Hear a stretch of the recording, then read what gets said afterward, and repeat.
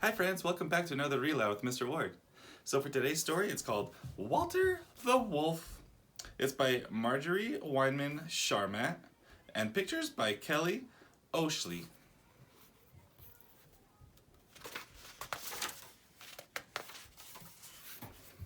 Once there was a wolf named Walter.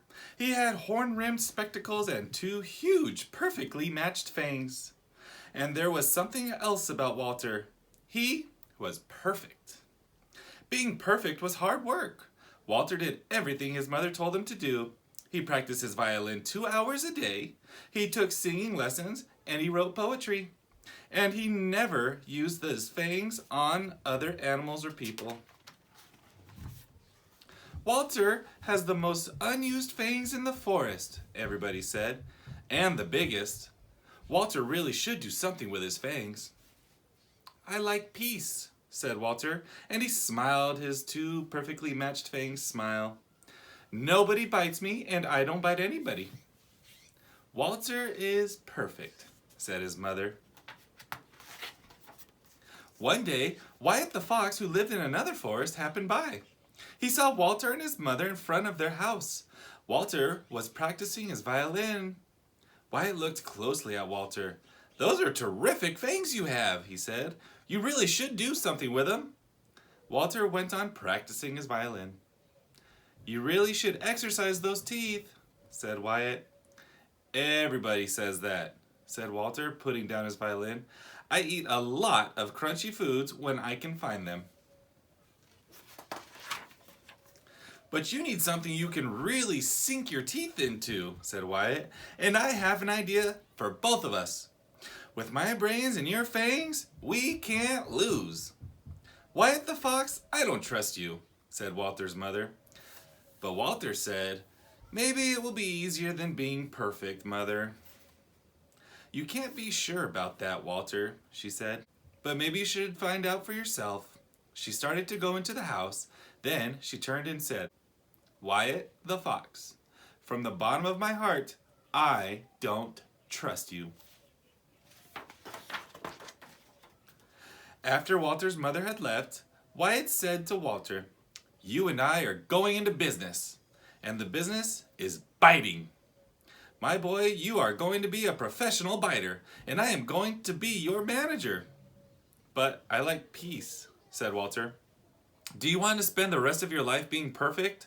Asked Wyatt. Well, not exactly, said Walter. Wyatt wrote a sign and hung it from the branch of a large tree. The sign read, Walter the Wolf, I bite people, animals, anybody. My bite is worse than my bark. Reasonable fee. Walter looked at the sign. I don't know how to bark, he said. Still, it makes a very impressive sign, said Wyatt. Now, anyone who was an enemy and doesn't want to go after him can come to you to do it. One look at your fangs will convince them you can do a good piece of work, and you'll be performing a useful service, my boy. Yes, said Walter, and everybody will say Walter's fangs have a job. When Walter's mother saw the sign, she said, Walter, you're making a terrible mistake.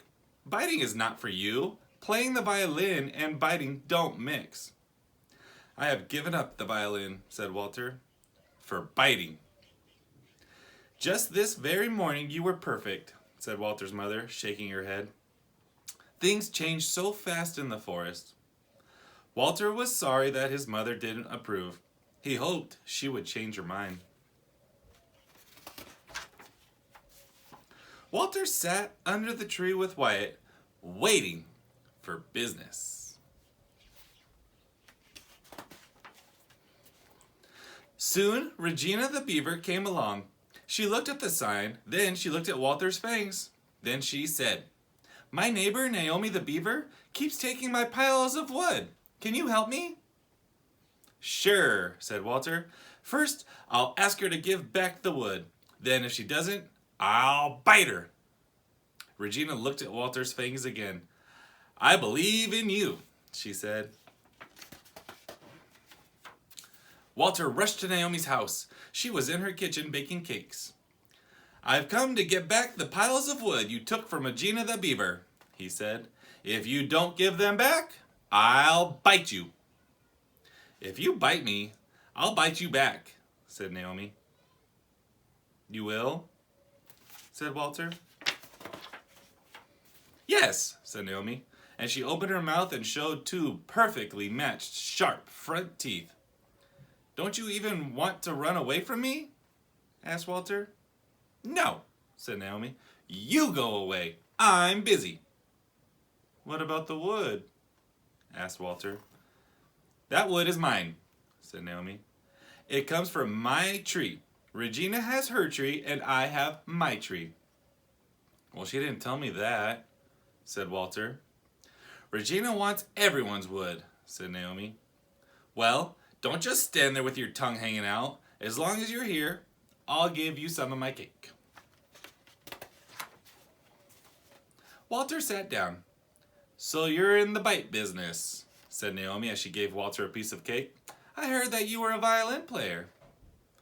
That was before I became a biter, said Walter. Did you know that before I became a biter, I was perfect? I wouldn't want to be perfect, and I wouldn't want to be a biter, said Naomi. Couldn't you think of something else to be? What else is there? Asked Walter. Oh, there are lots of things to choose from, said Naomi.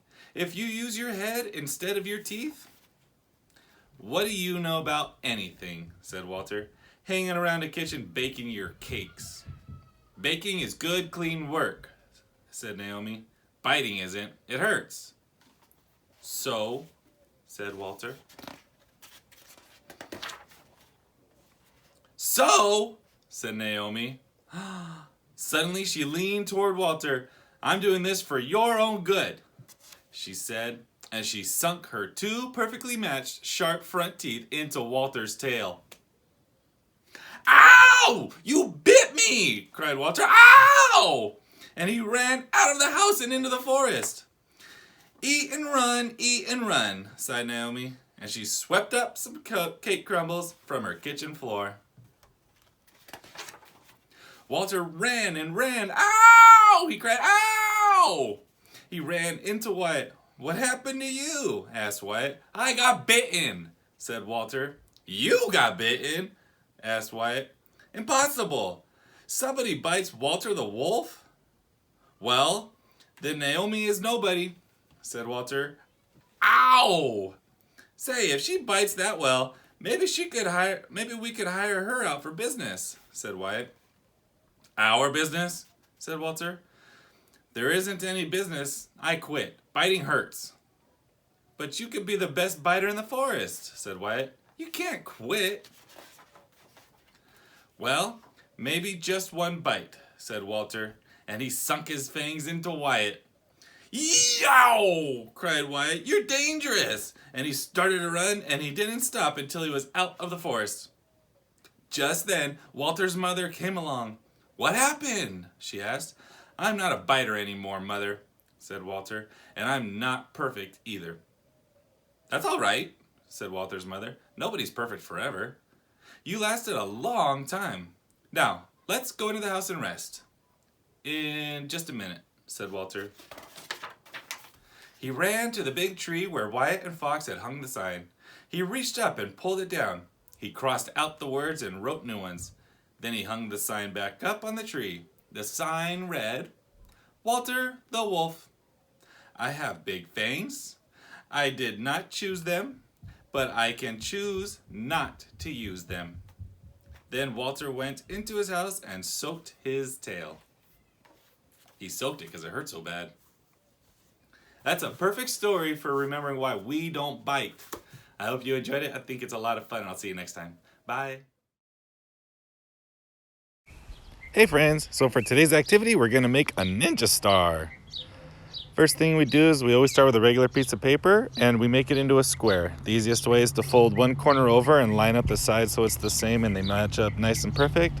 And then fold it down and you'll have that little rectangle piece sticking out the end. That's the part we need to get rid of, and then we'll have a nice square piece. So what I do is I fold my little rectangle part back over so that it lines up with the folded part. And then I'll crease it, and I'll make sure I crease it really good so I could just tear it, but you could use scissors too.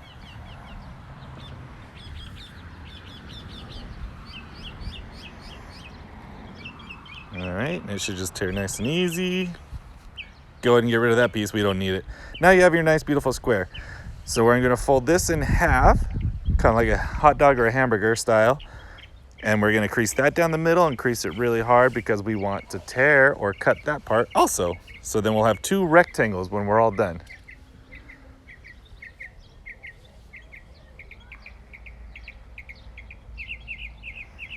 Perfect. Now I have two rectangles that I made from my nice square. So I'm just gonna start with one piece at a time. Fold that in half like a hot dog style. This time you're not gonna tear it, so you don't have to crease it super hard. Just make sure it's lined up nicely. And now there's a part where it'll show the fold from before that makes a little triangle at the end. We're gonna start there. So fold it right on that crease. Now this time you're gonna fold it up so that it sticks out. It's very weird, so watch how I do it in the video. You don't wanna just fold the triangle over, you wanna make it go upwards.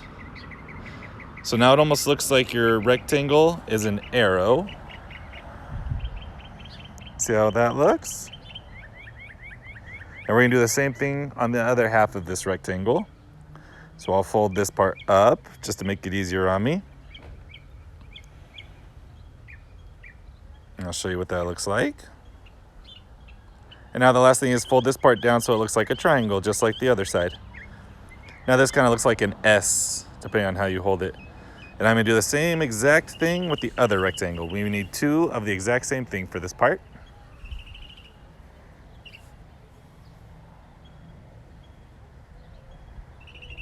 Fold it in half, find the little triangles that's already folded for us, start there. Fold it upwards.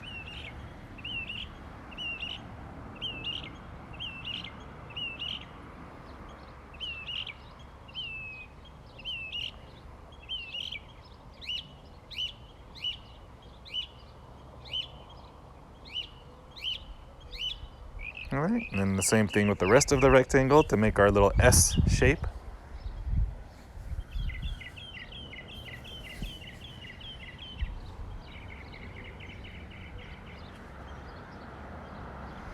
All right, now the tricky part. You're gonna put one on top of the other. Make sure it's the smooth side. See how there's a fold on the missing part on the back? So you're gonna have the nice smooth sides on top. And start with folding one triangle over at a time. And then you're gonna fold the one behind it over and tuck it underneath. See how I'm putting it right under the other one? You gotta hold it down with your other finger so it doesn't pop up.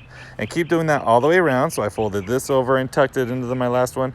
Now this one goes over the first triangle and then under the second triangle, and that'll hold it in place. Let's see if I can get mine in there. All right, and then you just push it all down again so it's nice and creased and it'll hold together. You got your ninja star. All right, have fun.